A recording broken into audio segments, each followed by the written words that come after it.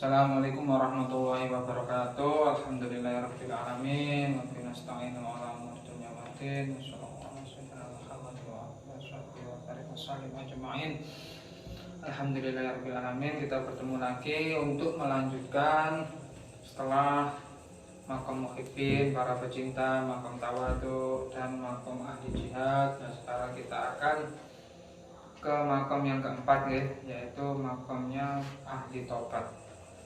Nah, untuk makom ahli tobat ini yaitu orang-orang yang telah mensucikan diri, yang membersihkan dirinya, yang banyak beristighfar, banyak memohon ampunan kepada Allah Subhanahu wa taala, yang dijelaskan oleh Allah Subhanahu wa taala pada firman-Nya surat At-Tahrim ya, ayat 8. Ya ayyuhalladzina amanu tubu ilallahi taubatan nasuha.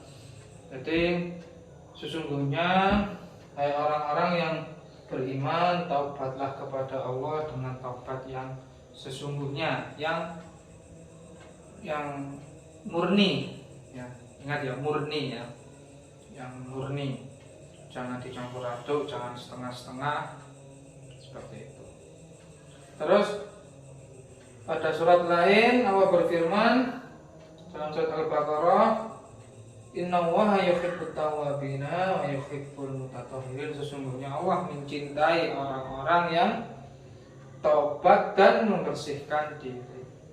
Nah, jadi taubat nasuha itu yang bagaimana? Terus taubat yang benar-benar suci itu bagaimana? Kan seperti itu, Mek. Jadi setelah taubat tadi suci seperti itu, apa yang kita dapat? Nah, seperti itu. Jadi kita akan mendapatkan setelah taubatnya kita betul-betul suci, betul-betul murni, kita akan mendapatkan yang disebut dengan firasatul mukmin atau cahaya Allah. Itu akan masuk kepada jiwa-jiwa kita yang betul-betul suci dan murni. Ibaratnya sudah tercerahkan. Nah, kita akan membahas bagaimana cara taubat supaya kita itu murni. Nah, jadi yang pertama ya, taubat dari dosa besar. Dari dosa besar. Taubat dari dosa-dosa yang sedang atau dosa-dosa kecil. Nah, ini meliputi apa saja? Meliputi tubuh kita, fisik kita, ya kan? Nah, itu pemerkosaan, pembunuhan, dosa-dosa besar ya, pencurian, perampasan hak, terus pembunuhan, penipuan, semena-mena, itu dosa besar. Terus dosa-dosa sedang yang merugikan orang lain, usil, tapi tidak sampai dijatuhi hukum kisos ya. Tidak sampai, tapi ya usilnya sudah ya mungkin buka aurat atau mencuri, iseng-iseng mencuri, apa kita tidak taat peraturan, kita males gimana sehingga kita kena takzir di pondok dan sebagainya itu dosa sedang. Nah, dosa-dosa besar itu yang dosanya dikisos, yang kena kisos hukum had.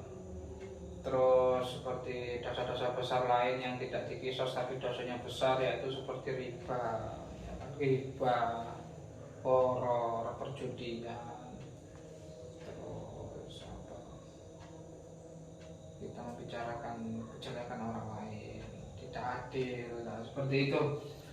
Itu dosa-dosa besar yang dosanya tadi tidak dikisos tapi dosanya itu besar, seperti fitnah itu juga lebih kejam dari pembunuhan. Nah, itu dosa-dosa besar. Dan dosa-dosa sedang itu yang tidak sampai dijatuhi hukum kisos dan tidak sampai terlalu besar dosanya. Ya mungkin seperti jenengan buka aurat dengan sengaja, atau mencuri atau membuli orang lain, atau jenengan tidak taat peraturan atau dosa-dosa kecil seperti terlalu banyak tertawa, ya kan, terlalu hal-hal makruh yang terlalu banyak atau kurang disiplin dalam menjalani kehidupan ini, itu bisa hilang dengan ibadah sunnah, dosa kecil. Nah, berikutnya yaitu masalah apa? Masalah batin, ya. Jadi penyakit hati. Yang kedua ini penyakit hati. Nah, penyakit hati ini adalah kita singkat ait strong. Nah, biar mudah ya. Angkuh, iri, dengki, sombong, tamak, riak, omong kosong, males. Nah, A-nya ini angkuh, I-nya iri, D-nya dengki, S-nya sombong, T-nya tamak, R-nya riak, O-nya omong kosong, M-nya males. Bagaimana cara membersihkannya? Nah, kita harus belajar meruqyah. Yang meruqyah diri sendiri, meruqyah mandiri. Bisa minta doa ke ulama, bisa minta doa ke orang yang lebih imannya lebih tinggi daripada kita, minta ke ustaz-ustazah kita, minta ke guru-guru kita supaya hati kita ini bersih, terhindar dari penyakit-penyakit hati yang menutupi jiwa kita. Nah, jadi ahli taubat ini selain bersih dohirnya, batinnya pun juga bersih. Nah, dia juga belajar ruqyah, belajar ruqyah.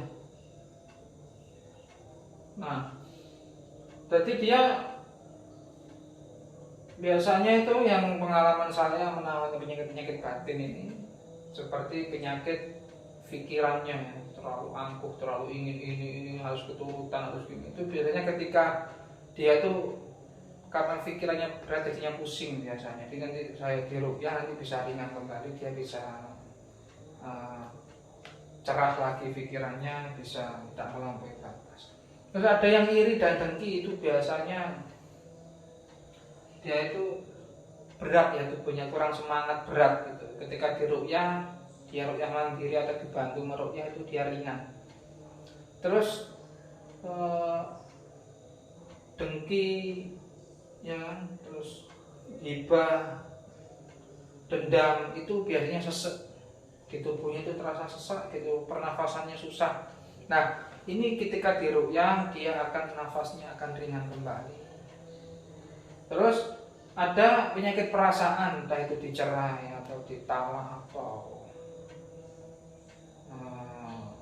disakiti perasaannya, itu biasanya di sini sakit ya, di bawah dada ini sakit biasanya, perut.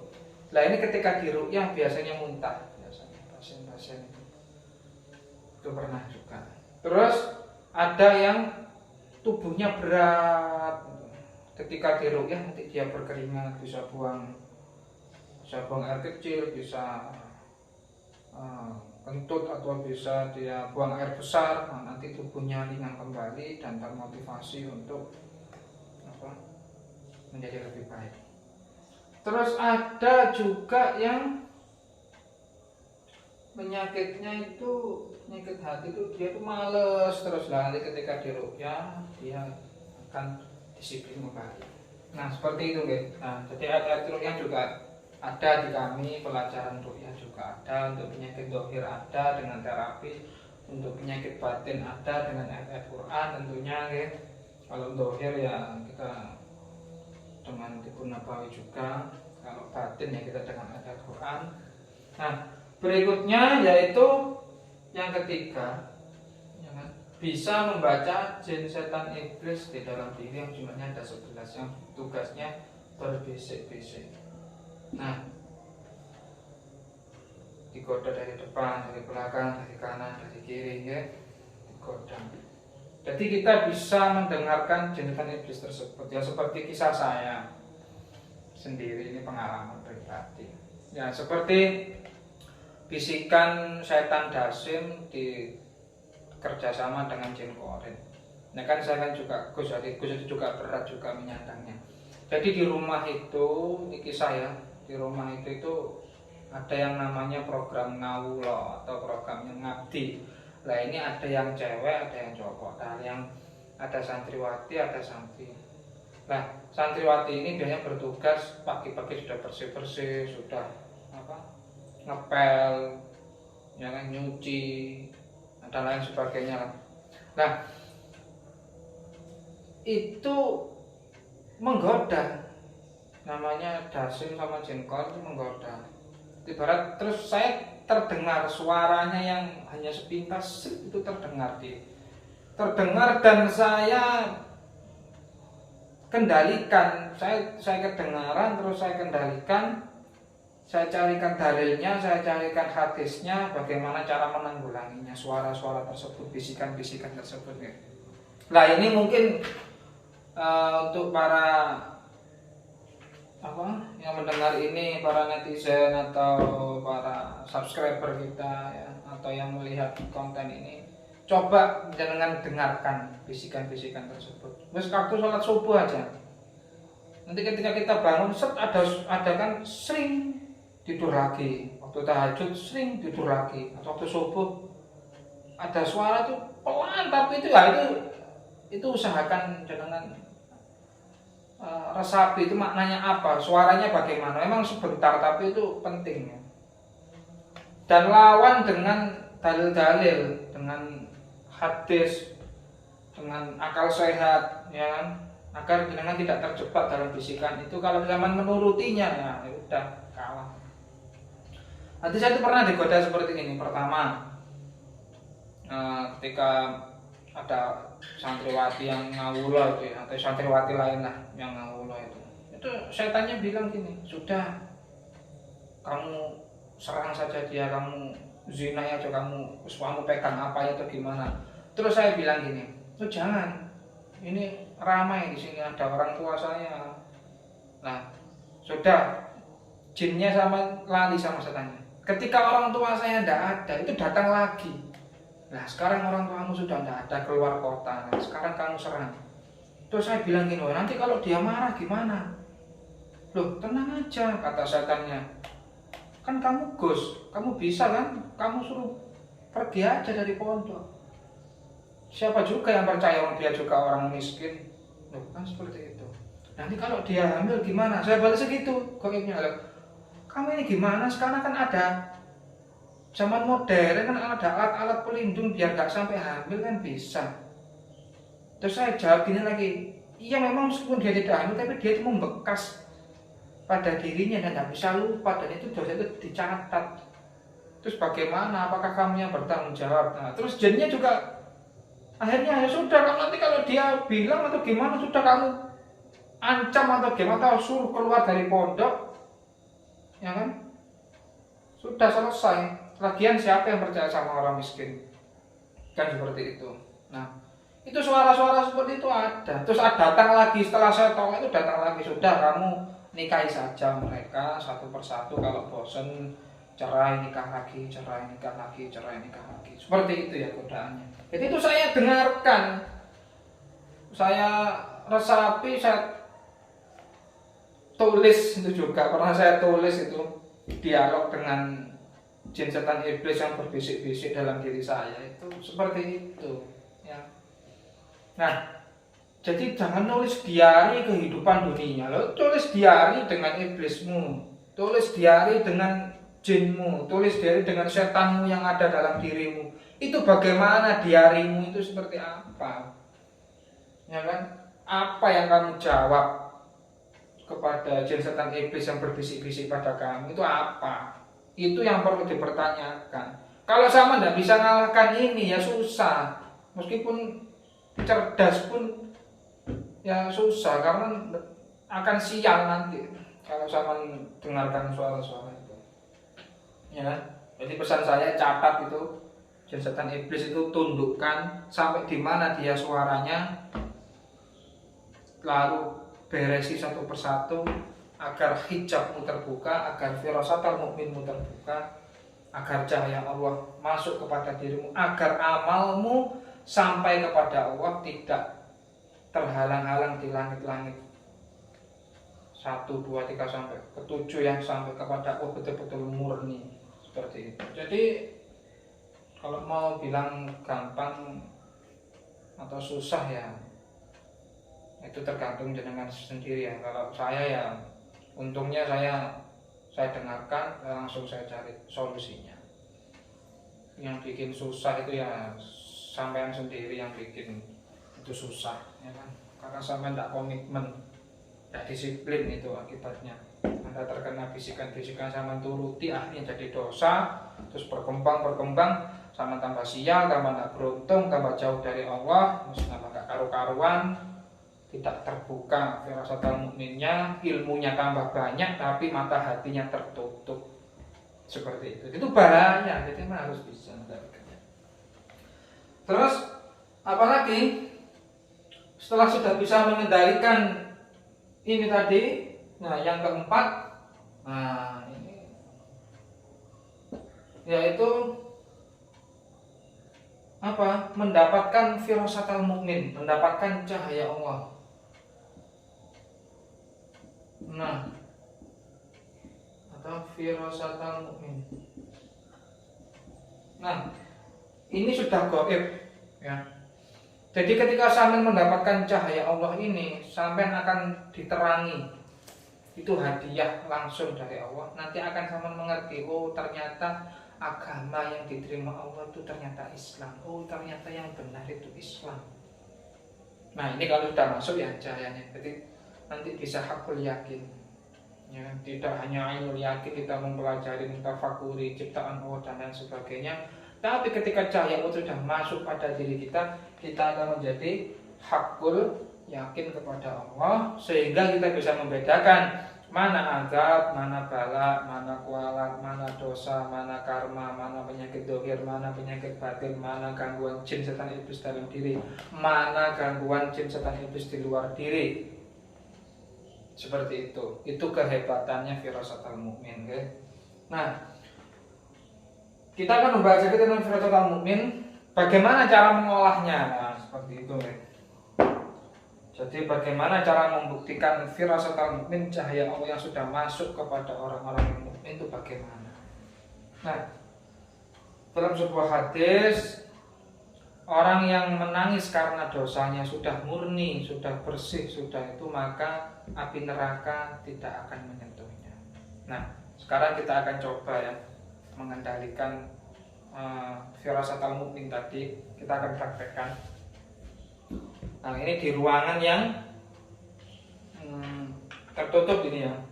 Jadi kita akan menjadikan ruangan ini sejuk. Nah, kenapa seperti itu? Lah karena kita sudah bersih, sudah suci, terus kita akan menggunakan cahaya Allah tadi untuk sejuk. Jadi kenapa ulama-ulama itu kok ketika dilihat itu kok sejuk, adem, ya kan, menyenangkan, atau dekat dengan beliau itu terus hawanya itulah. Sekarang kita akan praktekkan karena beliau itu memiliki ilmu ini ya. Karena sudah bersih tadi, kita akan praktekkan. Jadi gimana caranya hawa nafsunya ya kita kendalikan, jangan sampai mengendalikan diri kita. Terus sifat-sifat dosa-dosa besar ini kita sudah beres ya, alhamdulillah sudah beres semuanya. Terus yang berikutnya penyakit-penyakit hati, menuhankan diri ini kita beresi. Terus setan iblis sudah kita tundukkan ya kan. Terus kita bisa ruqyah mandiri, kita bacakan Al-Fatihah, kita bacakan Al-Ikhlas,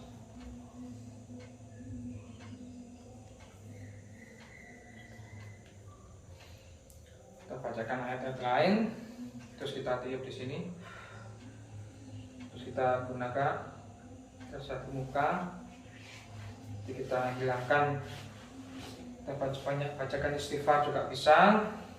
Nah, lalu ketika sudah aktif seperti ini ya, nah terus kita akan tarik hawa di sini biar menjadi sejuk.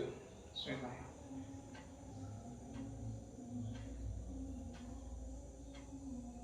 Nah, kita tarik dari sana. Jadi kita akan jadikan ruangan ini sejuk. Nanti mungkin yang ahli spiritual yang lihat ini bisa merasakan langsung dalam video ini ya. akan dicek sendiri. Ini sudah mulai sejuk. Gimana kameramen yang dirasakan? Sudah merasa sejuk kameramen? Coba gimana rasanya coba sama itu? Sejuk, dingin atau gimana rasanya? Sejuk. Sejuk ya? Sudah, ini kameranya sudah merasakan meskipun ruang tertutup. Kalau di luar nanti bisa kayak angin datang. Nah, seperti itu. Itu tadi tahap pertama setelah mengendalikan diri, merasakan, mempraktekkan menjadi sejuk. Meskipun ruangannya tertutup, meskipun di dalam itu panas, di dalam itu kurang apa, nanti bisa bikin sejuk ya. Itu hebatnya Firasatal Mukmin. Cahaya Allah itu seperti itu, ahli taubat. Terus berikutnya bisa membedakan tadi dia bisa mendiagnosa dengan pas, bisa mendiagnosa azab dan bala. Soalnya orang ini menolak petunjuk atau syirik, kafir, munafik, musuh ulama, itu terus pecah belah, berlebihan, kurang sedekah, itu bisa ketahuan. Dan nanti bisa dengan Firasatal Mukmin itu bisa kita mengarahkan mereka untuk taubat dan mensucikan diri agar terhindar dari azab Allah Subhanahu wa taala. Itu yang pertama. Yang kedua, dia bisa mendeteksi kualat, ya, kualat dan durhaka kita kalau jalur laki-laki ya kepada ibu, kepada istri, anak perempuan, ponakan, wanita dan orang tua, nanti bisa. Ya itu caranya suruh minta maaf dulu, terus sudah minta maaf, baru kita bersihkan sisa-sisanya itu bisa.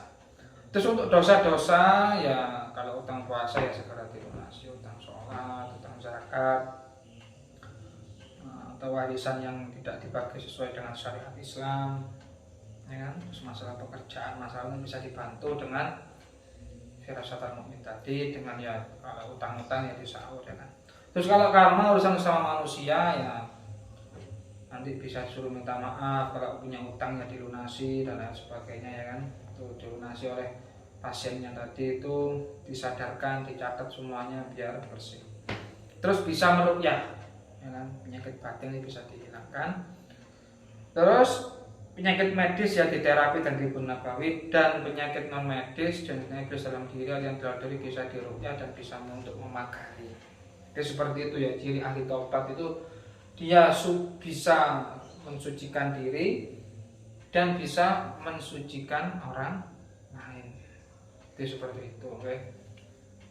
Jadi kalau tahap untuk latihan spiritual ini di terapi akhir zaman ini, pertama itu seperti ini tadi ya.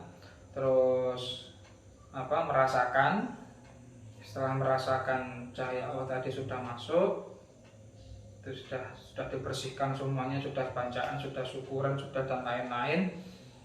Terus dia merasakan yang pertama, setelah merasakan terus dia sebarkan di seluruh tubuhnya cahaya Allah tadi, ya. Terus kayak tadi manggil sejuk tadi.